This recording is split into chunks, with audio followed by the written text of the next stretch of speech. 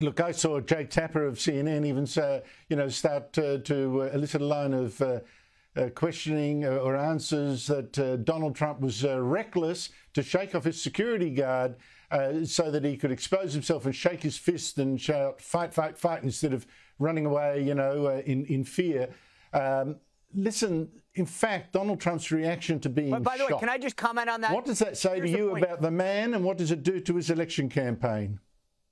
It goes to exactly what you just said, Andrew. The reason that they're upset is that he showed strength. He showed perseverance. He showed American grit. Last week, Biden said over and over again, when I get knocked down, I get back up, blah, blah, blah. Well, Donald Trump never got knocked down. He stayed up, and he showed why Americans love a fighter. And here's the problem with your Jake Tapper quote. They initially reported he fell down and was helped up by Secret Service. They are trying to equivocate this. They want to put him on the same plane as Joe Biden, who did fall down, right? Here's the problem. They are so in the tank for the left.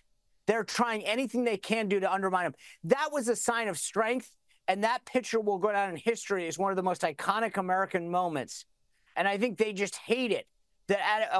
Think about this for a second, Andrew, and for your audience.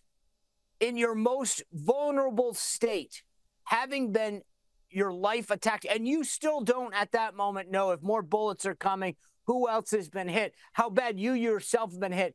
His immediate reaction is to show strength. I don't know how many other people could say that. I would fathom to say many of these media people would be on the ground in a pool of their own. Well, I'm not going to go. I will just say, I don't think a single one of them would be standing. I think they'd be crying and cowering. And look, I'm just saying it was quite contrast to what you saw with President Trump. Well, I think an assassination attempt in one way or the other is to bring the candidate down, literally, kill him, or at least humiliate him, show him in fear. I think in standing his ground, shaking off the guards and showing his strength, he's quite within his rights to not let the shooter have even that victory. And I think the contrast with Joe Biden, his frailty, et cetera, will be devastating to the Democrats. I'll talk about that later in the show a bit. Now, Donald Trump is going to speak at the Republican Party's National Convention tomorrow, our time. How do you think this shooting is going to play out there? How is he in fact going to play what's happened to him?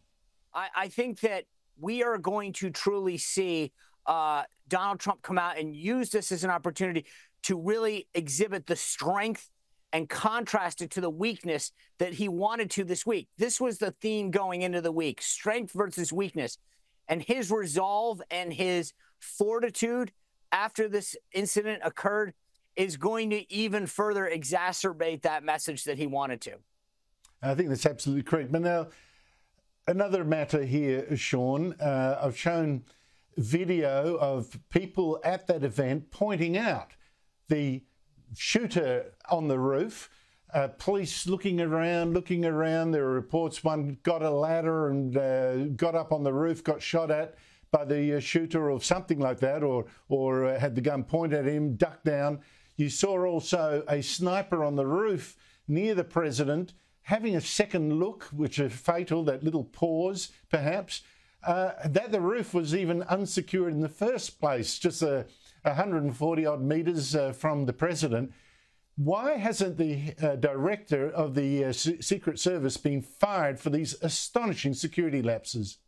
From what I was told in my conversations today, Andrew, that there is no question that there was a breakdown between the local police in Pennsylvania and the Secret Service. The communication that goes between them, there's no question that that was a breakdown. The question is, whose responsibility was that particular area? I am told that there's at least initially, a lot of emphasis on the role that the local police was supposed to be playing and whether or not they notified the right people at the right time. I think that we're going to have a lot more explaining that has to be done this week. We've already had Congress talk about hearings that will start tomorrow. But your bigger question, not only has Kim Cheadle, the Secret Service director, not been fired, I can't believe that she's not out there to give an explanation.